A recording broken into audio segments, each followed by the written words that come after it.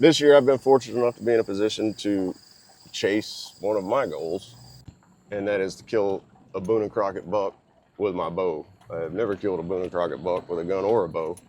Through all these little techniques that I picked up, I am setting out to kill a Boone Crockett buck on public land this season. And 14 weekends, 28 days. If you go by Indiana, you got 28 days total if you count weekends that you can hunt.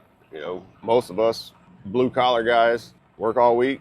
You got the weekends off, so you get 2 days a week to hunt at best. Now, up here in Indiana, where we live, Northwest Indiana, the majority of us are union guys, and during hunting season, that's when all our work picks up.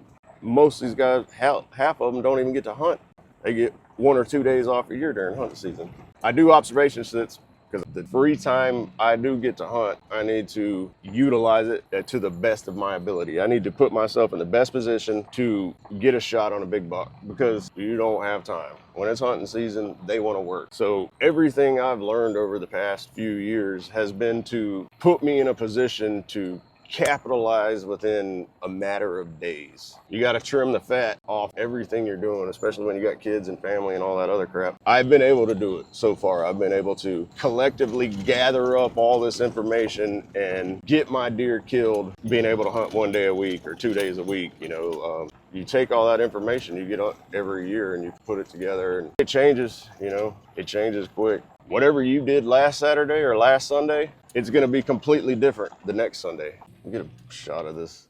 This is one of the most overlooked things right here because even though it's got a little bit of water in there, it's still got enough water for a buck to get a drink, and it'll hold them in there with that thick cover till all that thick cover starts dying out. But then this corn is going to stay standing, so he can use the corn for cover.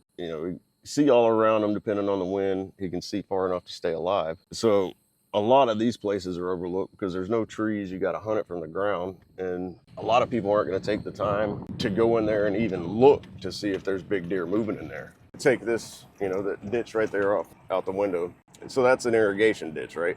So you got all this corn out here. The corn has drain tile under it. So when it rains, the farmers can regulate how much water is in that field. They can go out there and look at the water, say, oh, soil looks too damp or the soil looks too dry. If soil looks too dry, they don't release the pumps. Soil looks too damp, they release the pumps, and drain tile pours into this irrigation ditch. They pump it out, it goes into the river. Well, most of the time there's water in these ditches, and as you get into bow season, maybe not the first week, but usually by the second week, all that scum and sludge on top has died because it gets cold. You know what I mean? So once you start getting them colder temperatures at night, there's less sunlight, kills all that sludge on top. Like my little 10-foot aluminum boat, I don't even know if it weighs as much as a 12-foot long sheeted 5/8 drywall. So I put that little 10-foot boat in these little farm ditches and just cruise without making any noise, slide up and down these farm ditches wherever it is on the property. A lot of times it will be on the edge of the property depending, but I would say half of my top hunting spots I've found from using a boat, sliding up and down these ditches and just hunting that way with no ground scent, not making any intrusion, and something like that, something that people aren't usually going to put a boat in. You can slide right in there, either pick a tree or just get right out on the bank. Third overlooked spot for the year. And this one, I found some big bucks, and they are, I guess, it's not really a property line. It's more of it's a property line, but it's a safety zone. So it's like a piece of property that's surrounded by public, and they have safety zones set up around it. Well, there's a couple of different little things going on in this area. Basically, you'd say it's behind a house. So I feel like this big buck's living behind this house because I've looked all around. There's not a lot to hold them there, but one little tiny pond, a little ditch that has a little bit of flowing water going through it, and then these safety zones because of two different structures there. I believe they're finding a safe place to live. They got food and water all right there together because of these safety zones.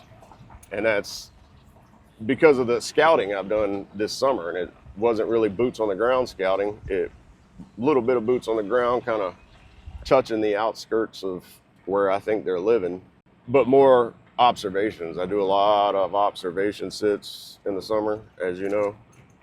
It's probably one of my main tools in the toolbox that I use is observation sits. I would have to say the boat in the ditch, hands down, all-time best overlooked spot for me. My style of hunting, I hunt swamps, I hunt river bottoms. I stick to water when it comes to whitetails because of what I've seen, strictly because of what I've witnessed out in the woods, and I always find big bucks by water. So anyways, those are my top 3 spots for 2025. My top 3 spots. If you guys got any comments about them, any tips, tricks, ideas, anything, leave a comment. Hopefully you guys like this video and it'll maybe help you out. And good luck out there. Be safe, and I'll see you on the next one.